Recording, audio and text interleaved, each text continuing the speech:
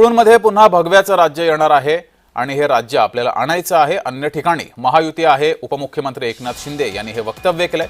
एका बाजूला मुख्यमंत्री फडणवीस प्रचार करत आहेत, आमच्यात विरोध कुठेही दिसत नाही असंही शिंदे यांनी विधान केलंय.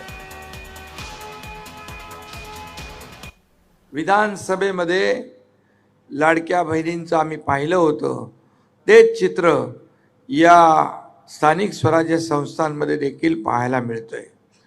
यावरून आमच्या लाडक्या बहिणींनी ठरवलेलं आहे की यावेळेस युतीच्या उमेदवारांना निवडून द्यायचं. आणि इथं तर आपली शिवसेना, भाजपा आणि रिपाईची युती आहे. कोकण हा शिवसेनेचा, महायुतीचा बालेकिल्ला आहे. या ठिकाणी कोण काय करतंय आज बघतोय आपण की संपूर्ण महाराष्ट्रामध्ये आम्ही लोकच प्रचार करतोय. देवेंद्रजी एक साईडला करतात, मी एकीकडे करतोय आणि यामध्ये विरोधक कुठं दिसतच नाही.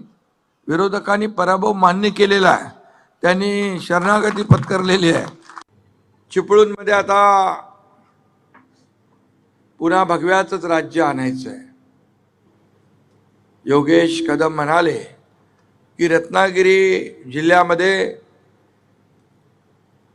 झालेल्या विधानसभेच्या निवडणुकांमध्ये महायुतीला प्रचंड असं यश आपण दिलं.